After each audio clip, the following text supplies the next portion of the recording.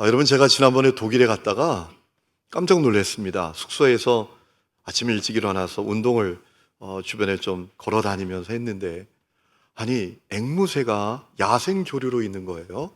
그것도 적은 앵무새가 아니라 중정도 크기 되는 앵무새들이 나무에서 열매를 먹고 있는 거예요. 야, 참 놀랍다. 독일에는 앵무새가 야생 조류구나. 그런 마음을 가지면서 문득 어떤 마음이 들었는가 하면, 하나님 참 자애로우시고 질서가 있는 분이시구나, 이런 마음이 문득 드는 거예요. 여러분, 하나님의 창조를 생각해 보세요. 먼저 빛을 만드십니다. 물을 머금은 궁창을 또 만드시죠. 그리고 땅과 바다를 만드시고, 그리고 식물을 만드시고, 그리고 땅과 바다에 사는 동물을 창조하지 않으셨습니까? 얼마나 질서가 있어요. 이것이 거꾸로 됐다고 생각해 보세요. 얼마나 혼란스러웠겠습니까? 빛이 있고 궁창이 있으니 식물이 살았던 거고, 식물이 있으니 땅과 바다에 있는 동물들이 살게 되지 않았겠어요? 여러분, 하나님은 질서의 하나님이십니다. 하나님께서 세우신 또 다른 질서가 있습니다. 남녀가 서로 사랑으로 만나서 하나님의 질서 속에서 서로 사랑하며 사는 겁니다. 여러분, 하나님께서 아담을 창조하시고 혼자 있는 것을 좋지 않게 여기시고 하와를 창조하사 그에게 주셨습니다. 아담이 하와를 만났을 때 얼마나 기뻤는지, 너는 내 뼈 중에 뼈야, 살 중에 살이야 라고 하지 않았습니까? 하나님께서 남자와 여자가 사랑하며 한 몸을 이루어서 살게 하셨습니다. 창세기 2장 24절 말씀에 보면, 남자가 부모를 떠나 그의 아내와 합하여 둘이 한 몸을 이룰지로다. 아담과 그의 아내 두 사람이 벌거벗었으나 부끄러워하지 아니했다라고 했습니다. 여러분, 남녀가 결혼을 통해서 누리는 성은 하나님께서 주신 놀라운 축복입니다. 남녀는 결혼을 통해서 누리는 성을 통해서 서로를 향한 유대감과 친밀감과 또 즐거움을 누리게 될 뿐만 아니라 생육하고 번성하고 땅에 충만케 되는 하나님의 약속도 누리게 되는 것입니다. 그것이 하나님께서 세우신 질서입니다.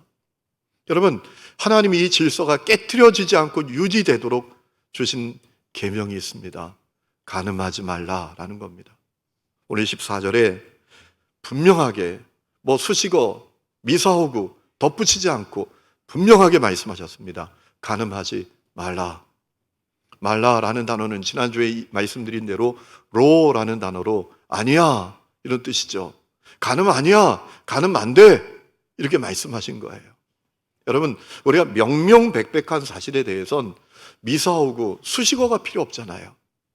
비행기를 타면 승무원들이 그렇게 평상시에는 손님, 승객 여러분 이렇게 부드럽게 얘기하다가 비상사태가 벌어지면 어떻게 합니까?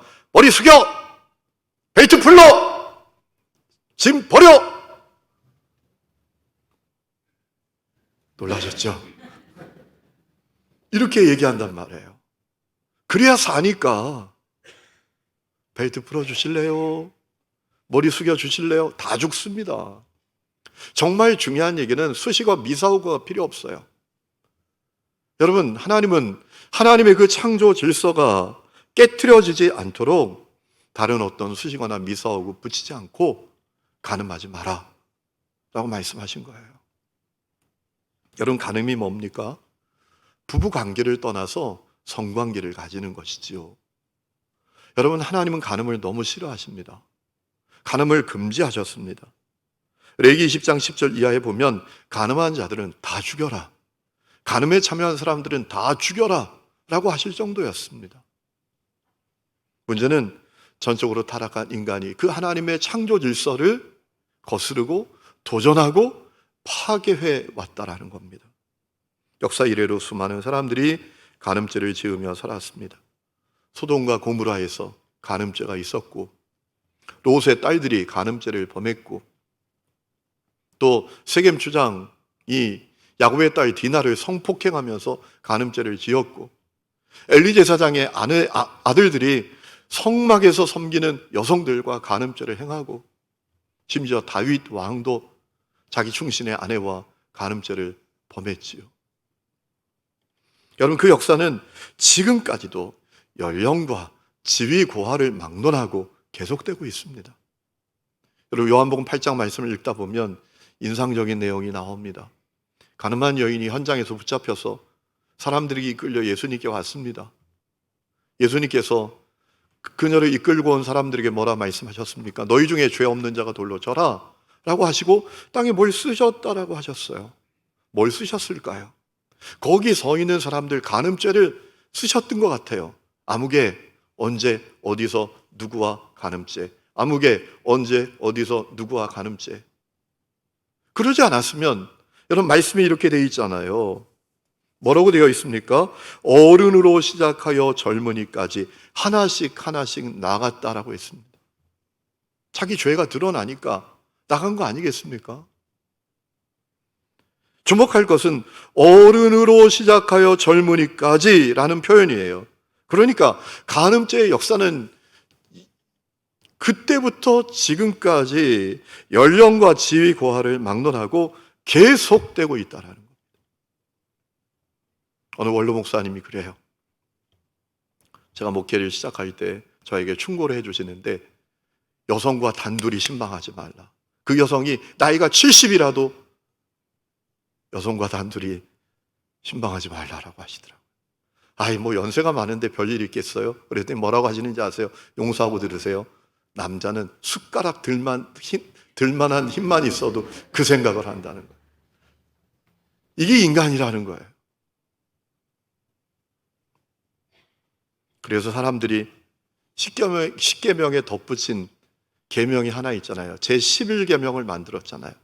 여러분 제11계명이 뭔지 아세요? 들키지 말라. 들키지 마라. 문제는 오늘 이 시대는 들키는 것도 두려워하지 않아요. 들키는 것도 문제로 여기지 않아요. 그게 뭐 문제야. 이렇게 반응해요. 여러분 우리나라만 해도 2015년에 간음죄가 폐지됐잖아요. 간음죄가 더 이상 죄가 아니잖아요. 여러분 왜 이런 시대가 되고 말았나요? 먼저는 악한 영의 역사죠. 악한 영은 사람들이 죄짓고 멸망당하는 것을 원하고 있어요. 또 하나는 이 시대를 사로잡고 있는 시대 정신이죠. 그 시대 정신의 출발이 있어요. 사람들이 이상한 세계관을 갖도록 만든 그 출발이 있어요. 대표적인 두 가지 출발이 있는데 첫 번째는 프로이드의 세계관이에요. 여러분 프로이드는 정신과 의사였습니다. 이 사람은 인간은 의식과 무의식이 있는데 사람의 의식이 사람의 인생을 결정짓는 게 아니라 사람의 무의식이 그의 인생을 결정짓는다 이렇게 말했습니다. 사람이 가지고 있는 그 의식은 빙산, 바다 위에 나와 있는 뾰족한 빙산, 그 빙산의 일부와 같다. 무의식이라는 것, 바다 안에 잠겨있는 그 거대한 빙산, 그것이 무의식인데 그것이 인간의 인생을 결정짓는다 이렇게 주장을 했습니다. 그래서 그는 꿈을 아주 중요하게 생각합니다. 꿈은 사람이 가지고 있는 무의식의 발현이다 이렇게 얘기를 했습니다. 여러분 프로이드가 인간이란 세 얼굴을 갖고 있다라고 했습니다. 첫 번째는 원초적 본능을 추구하는 원초와 이드라고 하는 것을 갖고 있다라고 했습니다. 두 번째는 합리적이고 이성적인 판단을 내릴 수 있는 자아, 에고라고 하는 것을 갖고 있다. 세 번째는 도덕적이고 이타적인 성향을 추구하는 초자아, 슈퍼에고를 갖고 있다라고 했습니다.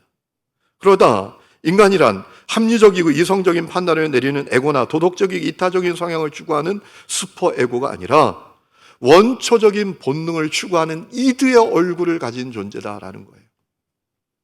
인간은 본능대로 사는 인간이다, 존재다라는 겁니다. 이드가 원하는 대로 사는 존재다라는 겁니다.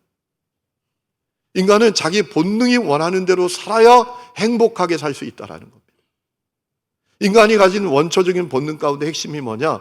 그는 성적인 욕구라고 했어요. 그래서 프로이드는 성적인 욕구를 충족시키면서 살아야 행복한 삶을 살 수 있다라고 말했습니다.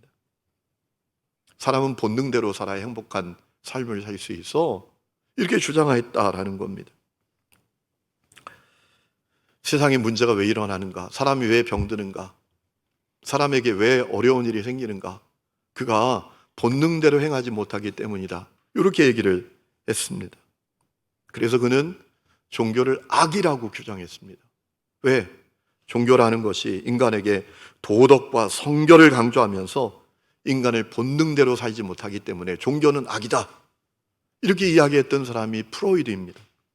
중요한 것은 이 프로이드의 세계관이 시대 정신으로 사람들에게 영향을 끼치고 있다는 겁니다. 오늘 이 시대의 사람들이 그래서 뭐라고 말합니까? 본능대로 살아야 돼. 마음에 끌리는 대로 살아야 돼. 본능을 억제하지 말고 본능에 내키는 대로 살아야 돼. 그래야 행복해져. 여러분, 우리가 접하는 문화, 미디어, 수많은 매체들이 우리에게 계속 이야기해 주는 게 뭡니까? 본능대로 살라고. 본능 억제하지 말고 너의 마음이 끌리는 대로 살아라. 그거 아닙니까? 너의 마음이 끌리면 성적인 개방성도 문제 아니야. 성적인 관계를 배우자에게만 국한하지 마라. 결혼식장에서 한 서약 지키려고 애쓰지 마. 매이지 마라. 구닥다리 같은 전통, 질서, 도덕, 윤리 그거 다 개나 줘버려. 너의 본능대로 살아. 그게 잘 사는 거야. 여러분 그렇게 말하고 있잖아요. 그래서 사람들이 간음죄를 지어요. 연애하는 사람 따로, 결혼하는 사람 또 따로 있어요. 여러분 간음죄를 부끄러워하지 않아요. 자기 배우자는 속이 타들어가고 억장이 무너지고 마음이 지옥처럼 변하는데도 불구하고 뭐라 말합니까? 난 본능이 이끌리는 대로 한 거야. 이런단 말이에요. 여러분 프로이드가 놓친 게 있습니다. 인간은 본능대로 사는 존재가 아니라 하나님의 형상대로 지음받은 존재입니다. 인간은 영을 가진 존재입니다. 하나님의 영을 받아 가진 존재입니다. 우리의 영은 우리의 본능도, 우리의 욕망도, 우리의 자아도, 우리의 육도 지배할 수 있습니다. 프로이드는 그걸 몰랐어요. 여러분 프로이드가 그런 얘기를 합니다. 사람이 본능대로 살 때 세상이 엉망이 될 거라고 걱정하지 말아라. 여러분 그런 생각해 볼 수 있잖아요. 사람이 다 본능대로 살면 세상 엉망되는 거 아니겠습니까? 절대 그럴 일이 없대요. 왜? 교육을 통해서 그 문제를 해결할 수 있대요. 천만의 말씀이에요. 여러분 대학교 교수가 교육을 못 받아서 간음죄를 짓습니까? 신학교 교수가 교육을 못 받아서 말도 안 되는 죄에 빠집니까? 목사가 교육을 못 받아서 말도 안 되는 죄에 빠집니까? 교육이 해결하는 게 아니에요. 교육이 문제를 해결할 수 없다고요.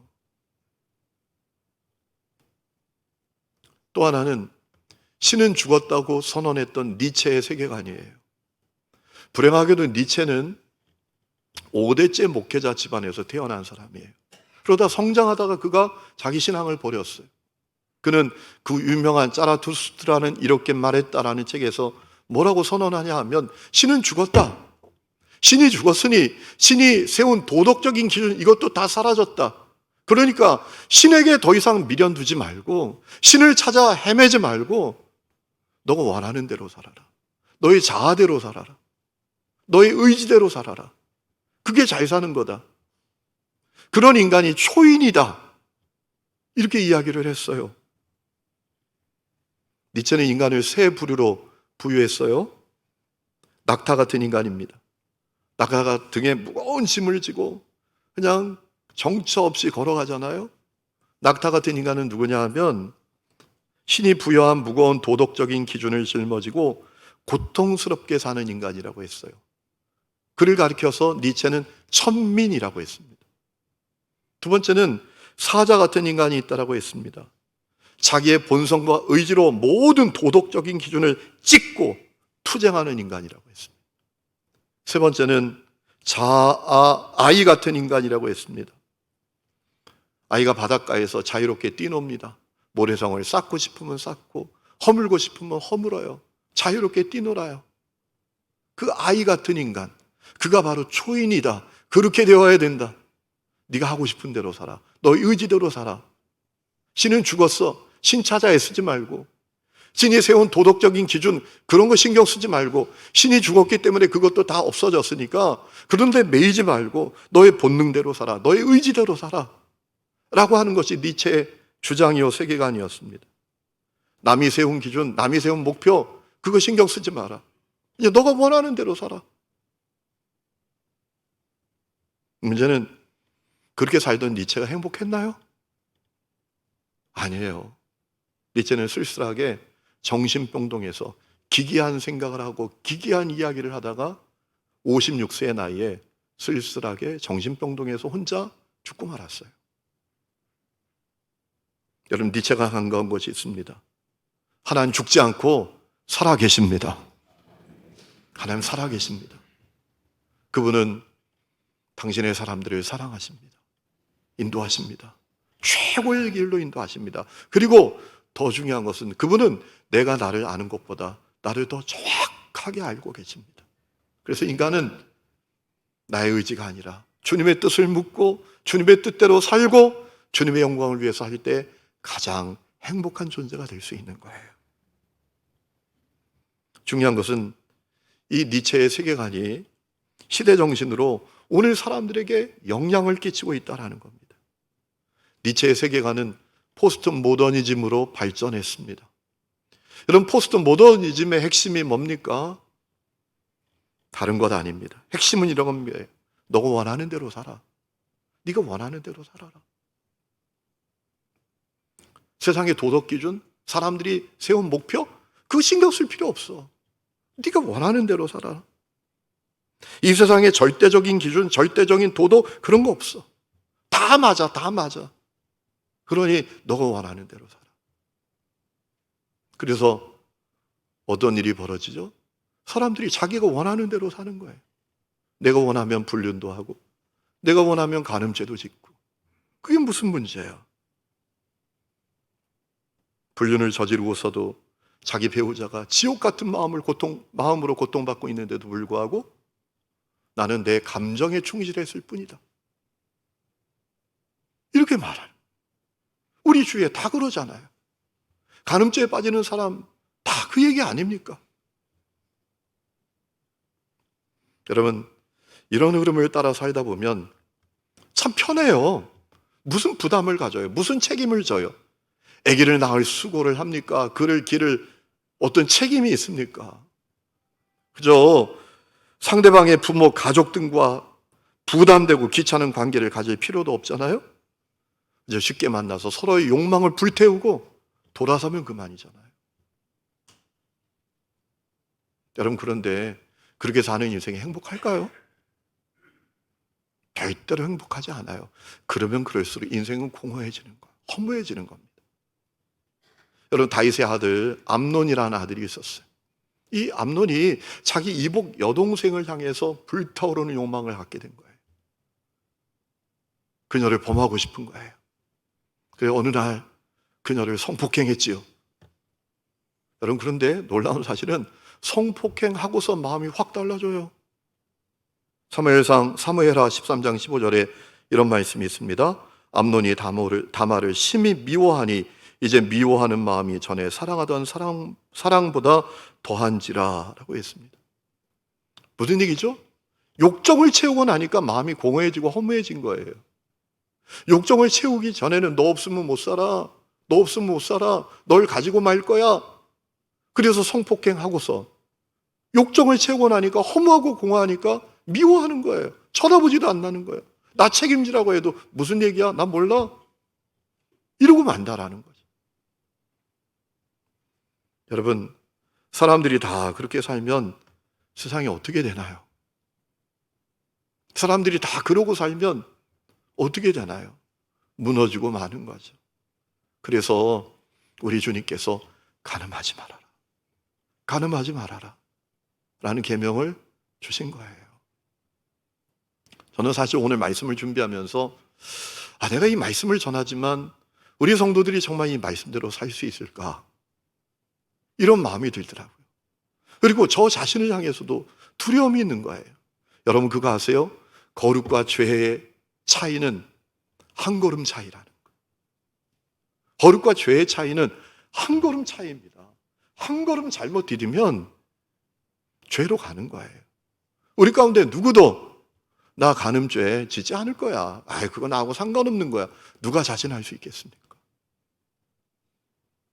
여러분, 사실 우리가 정말 간음죄를 이기고 살 수 있을까? 사실 이런 마음도 들어요. 왜냐하면 우리 속에 이 불타오르는 죄에 대한 욕망이 얼마나 뜨겁습니까? 여러분, 통계에 의하면 건강한 남성은 하루에 19번 정도 성관계에 대해서 생각한답니다. 건강한 여성은 하루에 10번 정도 성관계에 대해서 생각한대요. 우리 속에 이 불타오르는 이 정욕이 얼마나 강해요. 더욱이 우리 마음의 변덕은 얼마나 심합니까? 한 사람을 그럼에도 불구하고 끝까지 사랑한다는 거, 이거 정말 쉽지 않은 문제죠. 그런데 왜 주님은 우리에게 간음죄를 짓지 말라라고 하신 걸까요?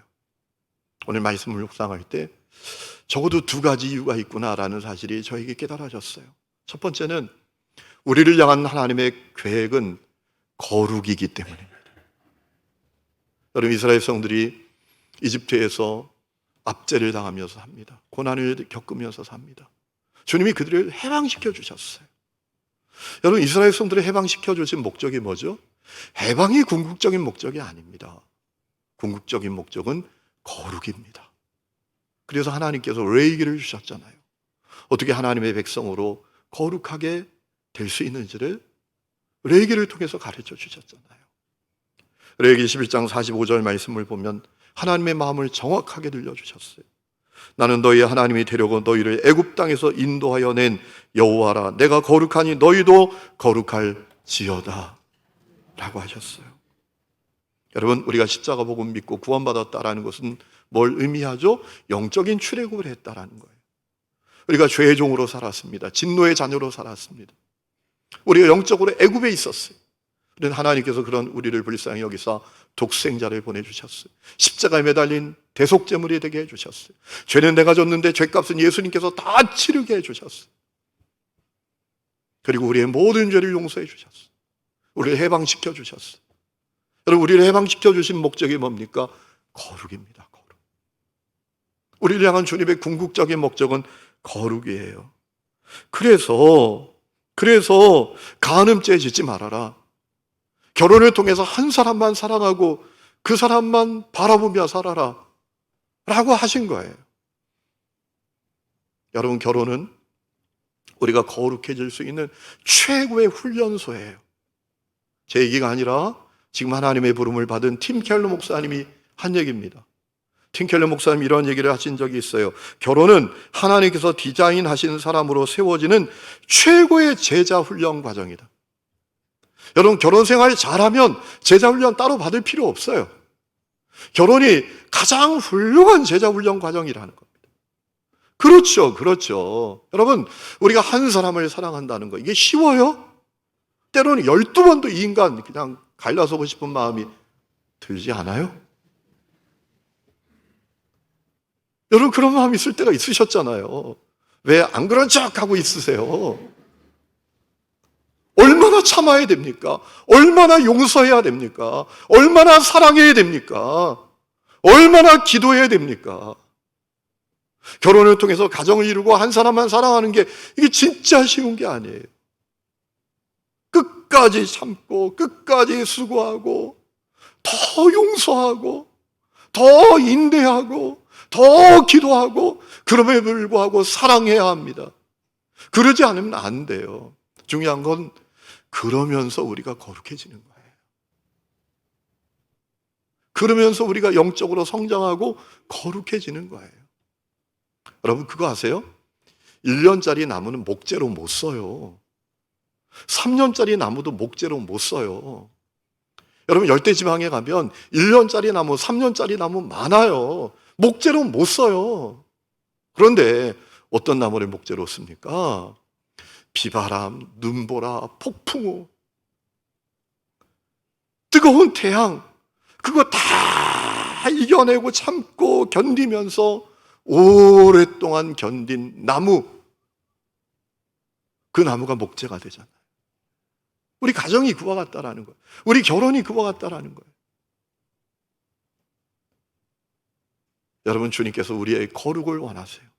그래서 결혼을 통해서 간음하지 말고 한 사람만 사랑하고 바라보고 살도록 하신 거예요. 또 하나는 죄가 무엇인지 알려주기 위해서이죠. 여러분, 죄가 사람의 원수인 거 아십니까? 로마서 6장 23절에 죄의 대가가 죽음이라고 했습니다. 세상의 모든 고통과 불행의 원인은 죄입니다. 잠언 11장 3절에 이런 말씀이 있습니다.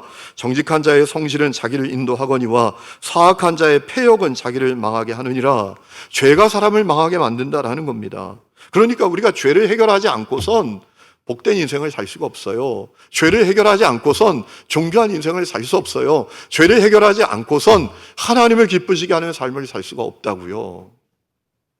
여러분, 예수님께서 현장에서 가늠하다 붙잡힌 여성, 그 여성을 돌려보내면서 하신 말씀이 뭐예요? 가서 다시는 죄를 범하지 말라. 38년 된 병자가 있었어요. 어디에도 누구에게도 치유받을 수 없어서 베데스다 연못가에 그 행각에 누워 있었다고요. 병 고쳐보려고. 예수님 만나서 예수님께서 그를 고쳐주셨어요. 그 38년 된 병자 고침받고 돌아갈 때 주님께서 하신 얘기가 뭐예요? 똑같은 얘기 하셨어요. 다시 죄를 범하지 말아라. 죄가 사람의 원수입니다. 죄가 고통의 원인이에요. 그런데 문제는 사람들이 죄에 대해서 알려고도 하지 않아요. 죄가 무엇인지 관심도 없어요. 그러니까 죄에 무너지는 거죠. 죄를 알아야 경계하고 이길 거 아니겠습니까? 주님께서 간음하지 말라라고 말씀하신 이유는 죄가 무엇인지를 알려주신 거예요. 간음이 죄다. 간음이 고통의 원인이다. 간음 하나님 싫어하신다. 그러니 경계하고 살아라 라고 말씀하신 거란 말이에요. 여러분, 고린도서 6장 말씀을 보면 간음은 하나님께서 내게 주신 몸을 더럽히는 죄라고 했습니다. 음행을 피하라. 사람이 범하는 죄마다 몸 밖에 있거니와 음행하는 자는 자기 몸에 죄를 범하느니라 라고 했습니다. 죄가 무엇인지를 알려주시기 위해서 간음하지 말라고 하신 거예요. 간음이 죄다. 그러다 어떻게 우리가 이 간음죄를 이기며 살 수 있을까요? 그게 중요하잖아요. 저는 크게 세 가지 방법이 있다고 믿습니다. 첫 번째, 이 성경을 하나님의 말씀으로 믿고 이 성경대로 살기를 결심해야 합니다. 오늘 이 은혜가 여러분에게 있기를 축원합니다. 여러분, 이 성경이 하나님의 말씀인 것을 믿으십니까? 이 성경대로 살 결심이 서셨습니까? 저는 교회 장로님한테도 이런 얘기 들어봤습니다. 교회에서 자꾸 그분이 문제를 일으켜서 제가 부목사 때 그분 찾아갔어요. 장로님, 그러시지 말라고.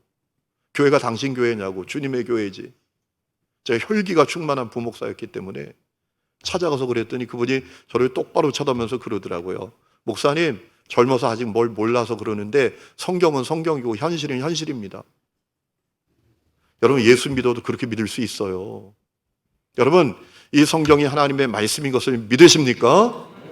이 성경대로 살 결심이 서셨습니까? 이게 필요합니다.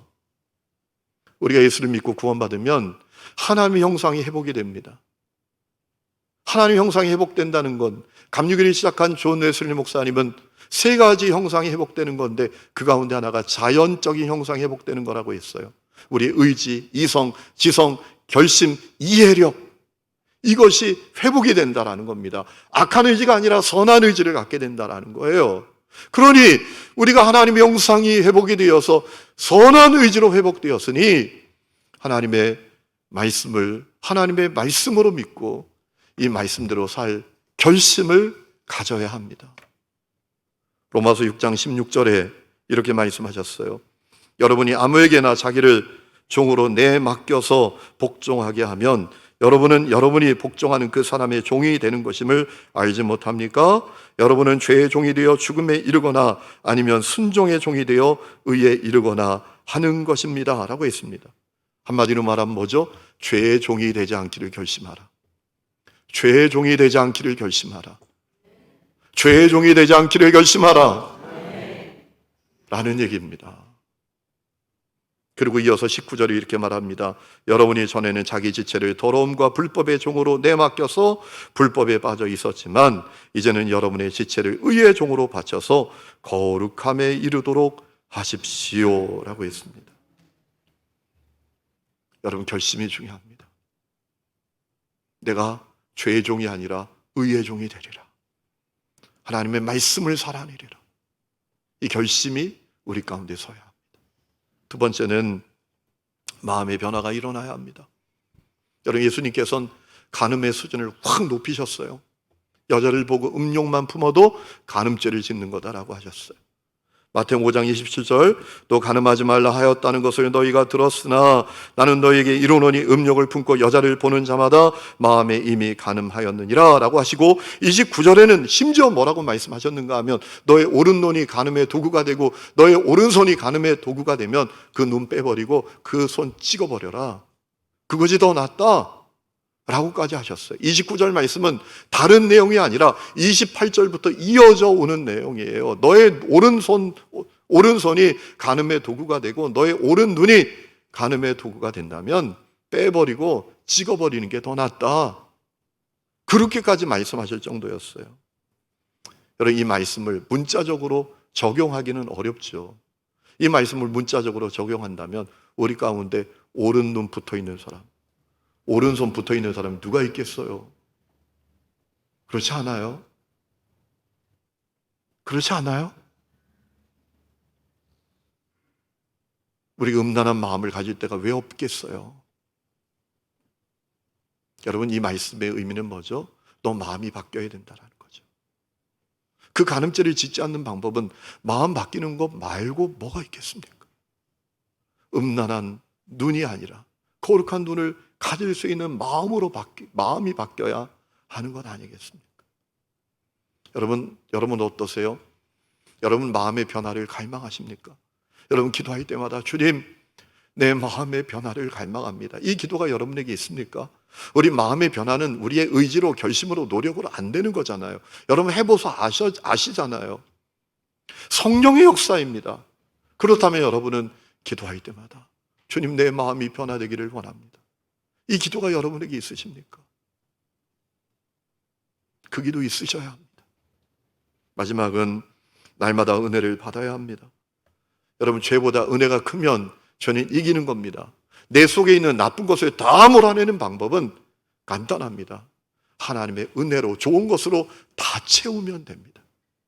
나쁜 것은 나가게 돼 있는 거예요.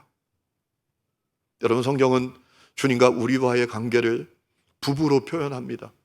호세아 2장 말씀을 보면 내가 정의와 은총과 긍휼도 너에게 장가들 거다라고 했습니다. 그렇기 때문에 우리가 날마다 은혜를 받고 내가 주님의 정결한 아내로 주님과 동행하며 살면 간음죄는 물론 이기지 못할 죄가 없지 않겠습니까? 날마다 은혜를 받아야 돼. 날마다 주님, 내게 은혜가 필요합니다. 어제 주신 은혜 말고 오늘 새롭게 주시는 은혜가 필요합니다. 기도하면서 은혜를 받아야 돼. 말씀을 정리합니다. 오늘 말씀을 준비하면서 요셉이 계속 생각이 났습니다. 형제들에 의해서 노예로 팔려갔습니다.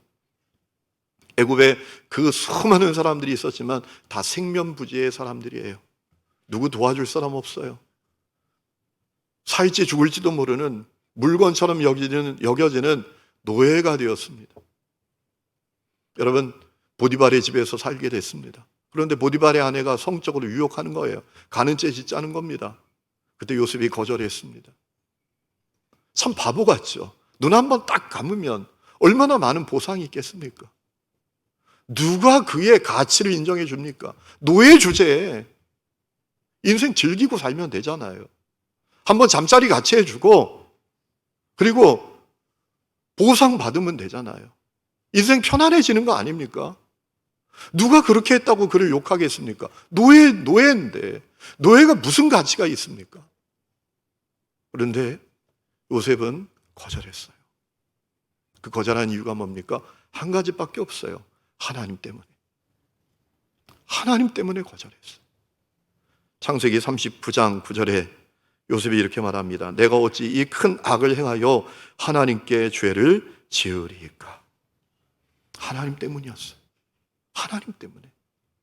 여러분, 오늘 이 믿음이 우리에게 회복되어야 할 줄로 믿습니다. 여러분, 오늘 다 있어요. 교회에 다 있어요. 건물도 있고 피아노도 있고 신디도 있고 드럼도 있고 성가대도 있고 다 있어요. 근데 한 가지가 희미해지고 있어요.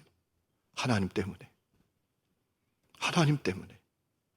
이것이 우리에게 희미해지고 있어요. 하나님 때문에. 이것이 우리에게 분명해지지 않고 있어요. 그래서 무너지는 거죠. 도스토옙스키가 그 유명한 까라마조프가의 형제들이라는 책에서 남긴 명언이 하나 있습니다. 인간은 하나님이 없으면 뭐든지 다 할 수 있다. 인간은 하나님이 없으면 뭐든지 다 할 수 있다. 여러분, 그게 인간입니다. 그래서 우리가 하나님 때문에 이 신앙 회복해야 합니다. 그래야 주님 다시 오시는 그날까지 정결하고 거룩한 주님의 자녀로 살아가게 되는 것입니다. 오늘 이 은혜가 여러분 모두에게 있기를 주의 이름으로 축원합니다. 우리 이 시간에 찬양 부르고 기도합니다. 모든 상황 속에서 찬양하겠습니다. 가사를 생각하면서 찬양합시다.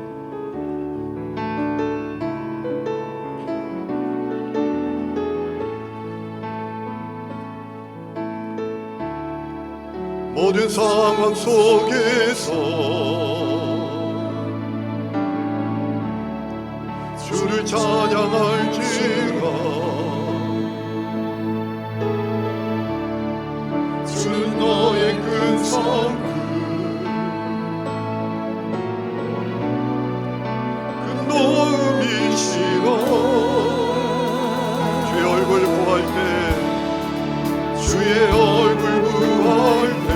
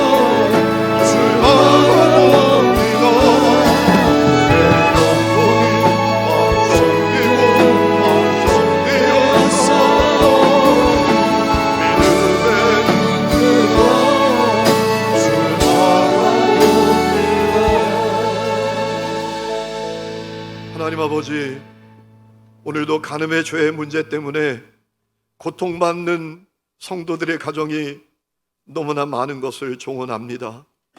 주여, 우리를 불쌍히 여겨 주시옵소서.